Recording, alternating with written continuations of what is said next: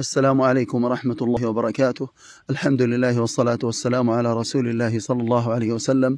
أنا سأتكلم عجالة سريعة بخصوص حبيبنا وأخونا الشيخ سليمان العايدي حفظه الله، وهذه الضجة الكبرى التي قامت، وخاصة يعني من أهل الدعوة والتبليغ الذين وننتسب إلى هذه الجماعة المباركة، وينتسب إليها الشيخ سليمان العايدي حفظه الله.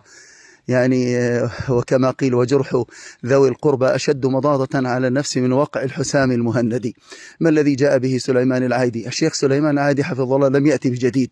الشيخ سليمان العايدي قرر ما عليه جمهور علماء الأمة سلفا وخلفا من الأكابر والعلماء الأفاضل الذين عقدت لهم الخناصر، والذين يعني بلغوا القنطرة وعلى كعبهم في العلم. فهو قرر هذا التقرير الذي لا ينبغي الخروج عليه. النبي صلى الله عليه وسلم أخبره في حديث جبريل لما جاء وقال: هذا جبريل جاءكم يعلمكم دينكم، بين الإسلام والإيمان والإحسان. فالإسلام الجانب العملي في هذا الدين، والجانب العملي في هذا الدين قرره فقهاؤنا الأربع، مذاهبنا الإسلامية الأربعة حصرا: الحنفية والمالكية والشافعية والحنابلة. حصرا بينوا فقه الدين وأصلوه وفرعوه، وهذه مدارس عليها جيوش من العلماء. هذا الجانب العملي حفظ بهذه المذاهب الأربعة.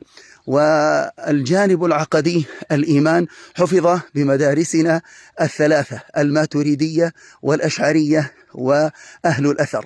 الماتريدية إمامهم أبو منصور الماتريدي، والأشعرية إمامهم أبو الحسن الأشعري، وأهل الأثر إمامهم الإمام أحمد ابن حنبل رحم الله الجميع، وهم فضلاء الحنابلة.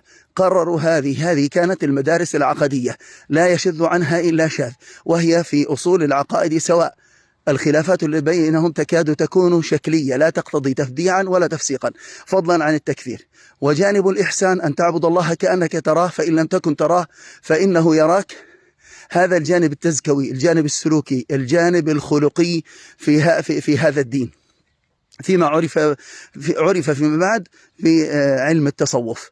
فهذه يعني هذا هو الدين كله، محاور الدين: الإسلام، الإيمان، الإحسان. هذا ديننا وحفظ بهذه المذاهب الفقهية، المدارس العقدية، المدارس السلوكية التزكوية الخلقية.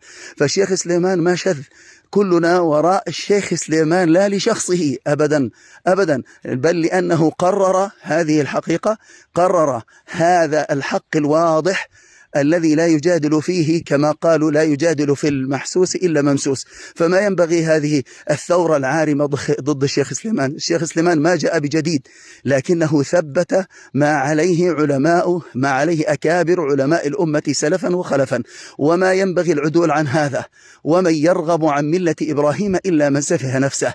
فالذي يرغب عن هذا البناء المحكم سلفا وخلفا محكم، هذا الذي يرغب عنه يكون، نسأل الله العافية، إما جاهل وإما معاند مكابر، إما جاهل وإما معاند ومكابر. فنحن مع الشيخ سليمان العايدي حفظه الله لا لشخصه أبدا.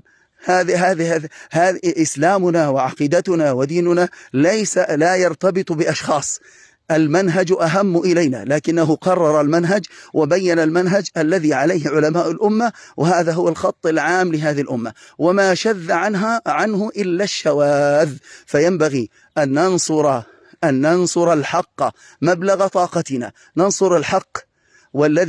والشيخ حفظه الله أبا يحيى واضح طريقته، منهجه هو منهج علماء الأمة الأكابر، وهو منهج هذه الأمة، والذي لا ينبغي العدول عنه، ولا يشذ عن ذلك إلا شاذ. نسأل الله سبحانه وتعالى أن يفهمنا ويلهمنا الصواب، وأن يثبتنا على الحق، وأن يرينا الحق حقا ويرزقنا اتباعه، ويرينا الباطل باطلا ويرزقنا اجتنابه. هذه هي في عقد الأشعري وفقه مالكي، وفي طريقة الجنيد السالكي. هذا الإيمان، الإسلام، الإحسان، لو بحث عنه لوجدنا علماء الأمة كلهم على هذا طريقة فقهية، إما مالكي أو حنفي أو حنبلي، فابن أبي جمرة مالكي، والنووي البحر شافعي، وصاحب المبسوط حنفي، ومبدع المقنع حنبلي، وعلمهم ثر غزير طيب، لكنهم جميع مذهب، وجل أهل العلم من ذي الملة قد ضللوا بهذه المظلة، لو كان كل عالم منفردا بمذهب لما التقينا أبدا، وعمت الفوضى جميع الأمة، نعوذ بالله من الملمة. هذا المذهب الفقهي.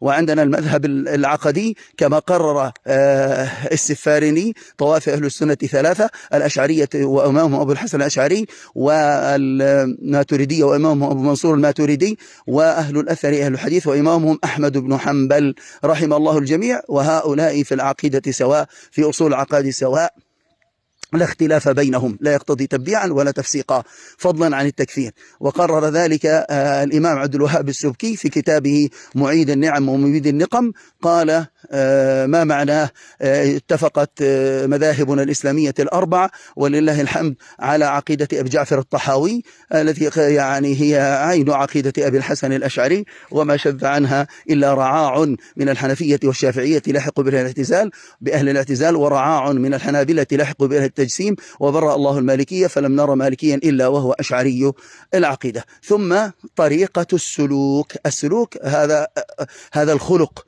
هذا الخلق والتزكية، وعرف فيما بعد بعلم التصوف طرق سنية مسندة إلى أن نصل بها إلى سلفنا الصالح لتزكية النفوس ولبلوغ مقام الإحسان، أن تعبد الله كأنك تراه، فإن لم تكن تراه فإنه يراك.